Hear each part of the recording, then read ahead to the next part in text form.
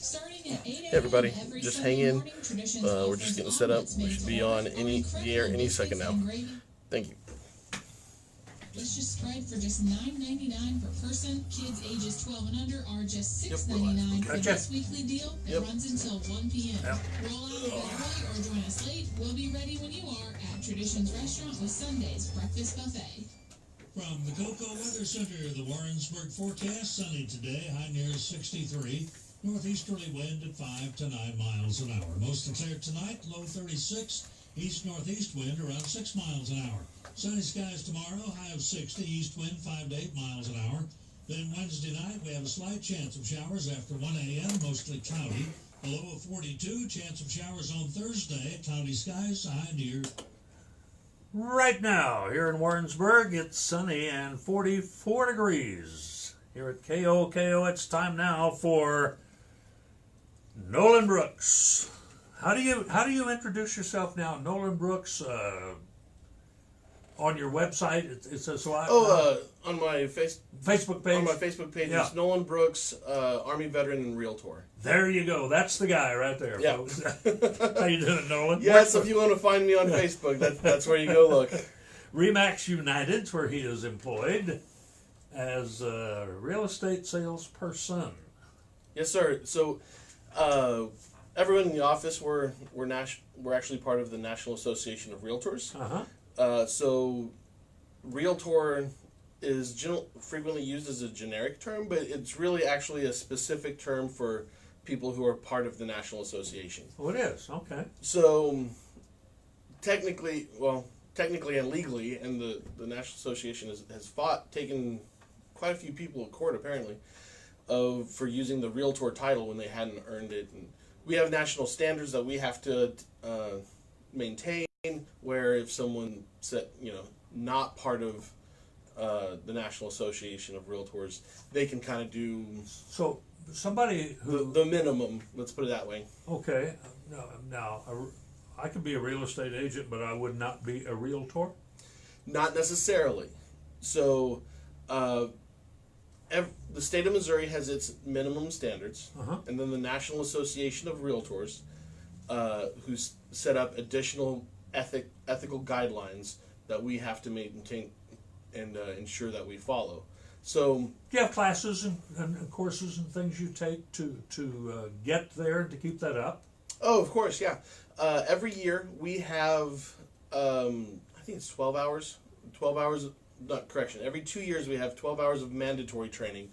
But at my office we have additional training every Tuesday. Actually, right after I leave here, I'm going to go and do probably 2 or 3 hours of additional training with my office. And on top of that, I spend. You do this online or just in the office?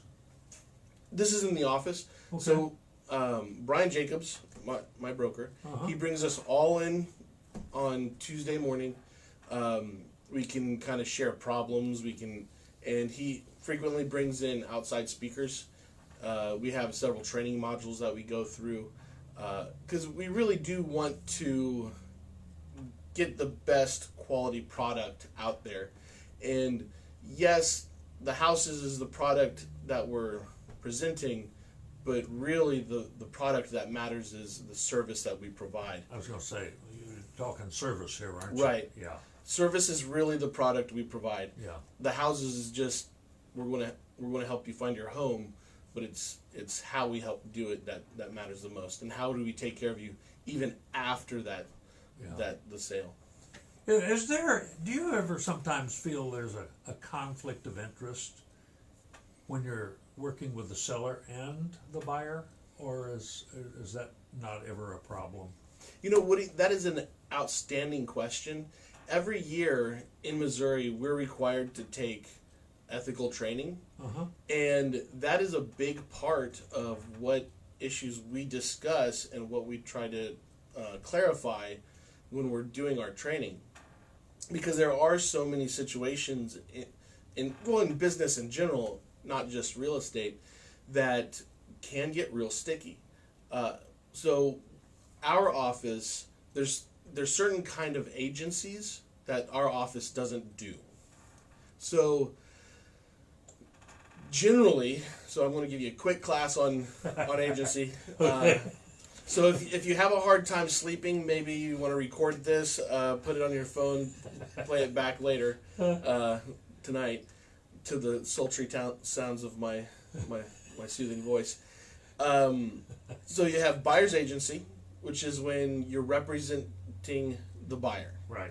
You have seller's agency. That's when you represent the seller. Right. You have dual agency, where you represent both sides. And our office doesn't do dual agency.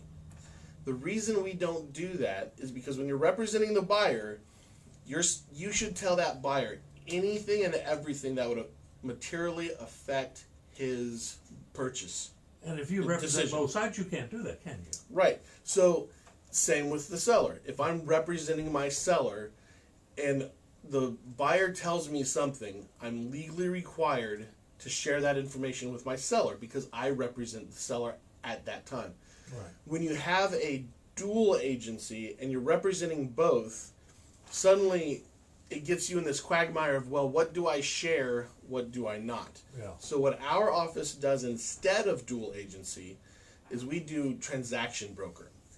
So let's say I've been working with you and I've been working with someone else. They want to buy your house. Mm-hmm. Before we even get to that point, we will have already had a conversation about this. And then once we come back, get actually into that situation, I'll remind both parties. I'll say, listen, you want to sell your house. He wants to buy your house. Normally, I would be giving you the advice you need, or I would be advising you and advocating on your behalf if they weren't my client. But because I have a fiduciary obligation to both of you, I'm going to take a step back.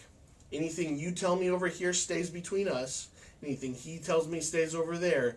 And I'm going to facilitate the transaction, but I'm not going to advocate for either side. Are you okay with that? And before I move forward, I'm going to make sure everyone's on board, everyone's okay. Because it's so important to make sure everyone's tracking. Make sure everyone's on board, because what you don't want is you get, almost to close, and someone says, wait, what do you mean? You're not on my side anymore. Why didn't you tell me this or that? Yeah. We discussed this. This is a situation. Okay. So, a good question. Huh? Yeah, it was a great question. It was a great question. No. Much better than the one I had. Did you have? I think I see some listings there on the table in front of you. Is that what you have there? Yes, sir. You have time for that or not? Oh, we got 6 minutes or better yet. For you, Woody, I always have time. Oh, okay, go for it. So, we have a new agent in the office, Laura Lockhart. She's been doing a great job, and she has a new listing here in Warrensburg. It's at 362 Northeast 51st Road, and it is a 4-bedroom, 2.5 bath, and it's listed for $199. If you're interested in taking a look at it, please give me a call. My phone number is 816-805-3306. We can set up a showing for you, and we can help you get into your new home. That's out in the county, is it? Or not? I don't know where that is. Yeah, this one is, hold on, 51st Road? Let me make sure I'm right before I speak. Okay. Go ahead and check it out. You have directions there? Yep, it's out in the county. Okay. I just wanted to make sure it was outside of city limits. So yes, that'd be out in the county, so Johnson County. Okay. We have 4-bedroom, 2.5 baths, $199. That's right. Okay. On 3/4 of an acre. Okay. So cool. Now that's a lot of grass to mow, but man, it's nice to have the option. Yes, it is. We have another listing just outside of Warrensburg in Centerview at 503 Northwest 165th Road, 165th Street in Centerview, and it's on 5 acres, and it's a 3-bedroom, 2-bath, and it's listed for $135. Okay. So, if you're looking for a place maybe to have a few horses, have a horse or two, get a little bit of distance from you and your neighbor, I think this would be a great listing for you. You say 5 acres? 5 acres. Great googly moogly. I have so many people looking for small acreage right now. Do you really? Oh yeah. Is that about a right size that people would be looking for? Is 5 acres, or are they looking for more than that? Is that pretty good acreage enough for somebody who has horses? If you're looking for something like a project farm, just to keep you busy, have a good time, run around on 4-wheelers, 5 acres will be plenty. Okay. I see some people who go a little bit higher. They try to look for maybe 10 acres, but 3 to 5 seems to be in the sweet spot. Okay. The important thing about having 3 or more in the county is it allows you to have a septic tank, so you don't have to have a lagoon. Okay. That's kind of the magic number. Once you get over 3, you're good to go. And a lot of people like having the option of having a septic tank. All right. And you can do a lot with 3 acres. It's quite a bit of space. Yeah, it is. Of course, I think what we have where the radio station sits is like, oh golly, this is right at 1 acre, I think, here. Might be 2, I'm not sure. I think it was either 1 or 2. I've always been curious with a rate, because you have the big antenna. Does it have to be bigger than the antenna can reach if it falls over? Because with airports it's like that. You know what I mean? I don't know. With airport, I think KCI if it falls has over. Heaven forbid. Yeah, heaven forbid, right? But KCI has something like 10,000 acres. That's just open, like it's farmland. They have people hunting on it with bows, no guns, no bullets. Yeah, no bullets out there. But but yeah, you get into all kinds of, like around Knob Noster. That's a great example. Oh yeah, there's a certain area around Whiteman. Within a certain area of Whiteman, for instance, when you sell a home, you have to disclose that you're in a, I don't think hazard area is quite right, but basically the disclosure says, I know what you're saying, and I can't remember what the word is either. There's just a word that fits that. Yeah, so you have to disclose the sound from the planes that are going to be flying over, and the possibility that they may or may not drop a bomb on you on accident, which is, I don't know, makes life exciting to me. Yeah. I see here where you've got written down there, question of the day. We haven't gotten to that yet. Do you have a question of the day today? I do, but I don't think I can answer it in 30 seconds. So You got a minute. You got a minute and a half. So Mary Bird asks, how can I plan for utilities for my new home? And the short answer for that is, before you purchase a home, you should contact your utility companies, and they can give you the average utility cost for that house for the last 12 months.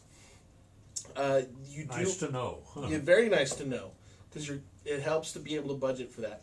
The thing you have to keep in mind, though, is that if the house has been empty for 3-4 months or a year, that utility cost could be significantly lower than or sorry, the utility cost that they tell you may be significantly lower than the cost that you're going to have with someone actually living there. Yeah, quite likely it will be. So I guess I can answer that in a minute. All right. You won't have the heat turned up quite as much if it's in winter time, or you want to have the air conditioner on if it's in the summer. Right. It'll make a difference. Right. Oh, yeah, of course. If nobody's living there. Yeah. You wouldn't. A lot of homeowners, if they're not going to be in the house, especially during the winter, they'll leave the heater on, but at the very bottom, just to keep the pipes from freezing. Yep. That kind of thing. Or if they completely weatherize it, then there won't be any utilities on. Did we get everything covered today? I'd like to think we probably could never get everything covered that we want to talk about. I see the last thing on your list here. So you can find me at Nolan Brooks, Army veteran at oh God, I can't even try it again. You can find me on Facebook at Nolan Brooks, Army veteran and Realtor. You can give me a call at 816-805-3306. There you go. Thanks, Nolan, very much. Thank you so much. What he had on his list here was say goodbye. Okay, goodbye, Nolan. It's the little things that hang me up. We'll see you next week. Nolan Brooks with Remax United. Best oldies and the most fun. Good time oldies. 1450 KOKO. Warrensburg. 1450 KOKO. Oh. Can you finish on Did that? they finally find the Where's it at? journalist? Just on the bottom right. I'm Dave Anthony.